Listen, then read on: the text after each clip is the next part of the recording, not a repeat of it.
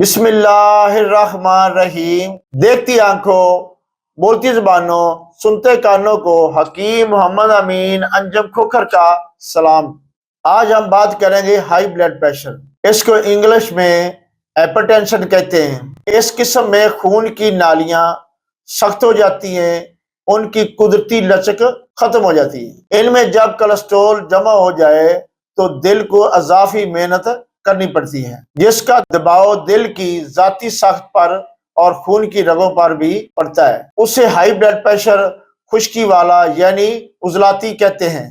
Sugar کے مریض کو ہائی بلڈ پریشر اور لو بلڈ پریشر لازماً واسطہ پڑتا ہے۔ اس لیے ضروری ہے کہ یہ مریض اپنا کولیسٹرول اور بلڈ پریشر گائے بگائے چیک کرواتا رہے۔ اس مریض کو کسی اچھے حکیم یا کسی طبیب سے دوستی رکھنی چاہیے۔ بلڈ پریشر کی وجہ گرم خشک غذا کا کثرت سے استعمال کرنا، دھوپ میں پھرنا اور کام کرنا، بڑا گوشت، روسٹ، مچھلی، اخروٹ، پستہ، بڑے گوشت کے شامی کباب، انڈے کی زردی، تیز مسالہ جات کا استعمال، بازاری مرغ، چنے اور اس قسم کی غذائیں استعمال کرنے کی وجہ سے جو جہاں سے ملا، جو جب ملا معدے کی نظر کر دیا۔ دل تیزی سے دھڑکتا ہے، اس کی دھڑکن صاف سنی جا سکتی ہے۔ اس مریض کو اختلاج القلب کے نام سے مرسوم کرتے ہیں۔ چہرہ سرخ ہو جاتا ہے، غصہ آتا ہے، سینے میں درد ہوتا ہے، بے خوابی ہوتی ہے، قبض رہتی ہے۔ مریض بھی جس طرف لیٹے وہیں جسم سن ہو جاتا ہے۔ بے چینی بڑی رہتی ہے، انسان بے سکون زندگی گزارنے پر مجبور ہو جاتا ہے۔ اب ہم بات کریں گے لو بلڈ پریشر۔ اس کو انگلش میں ہائپر ٹینشن کہتے ہیں۔ اس قسم میں خون کے اندر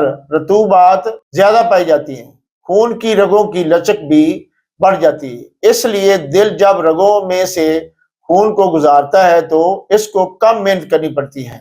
یہ سکون قلب کی علامت ہے۔ یہ لو بلڈ پریشر اعصابی کہلائے گا۔ تار سرد قسم کی غذاؤں کا کثرت سے استعمال، دل ڈوبنے لگتا ہے، انسانی جسم میں تھکاوٹ رہنے لگتی ہے۔ انسان کا لو بلڈ پریشر، دل کا اٹیک بھی اس لو بلڈ پریشر پر کی وجہ سے ہوتا ہے۔ دماغ میں کمزوری، قوت کی کمی بھی ہونے لگتی ہے۔ نیند میں کمی، اگر نیند آتی ہے تو تھکاوٹ کی وجہ سے آئے گی۔ اس قسم کی انسان کی قوت ارادی مستقل نہیں رہتی۔ اس ویڈیو کو لائک کیجئے، شیئر کیجئے، فالو کیجئے اور سبسکرائب کیجئے۔ مجھے حکیم محمد امین انجم کھوکھر کو اجازت دیجئے۔ اللہ حافظ۔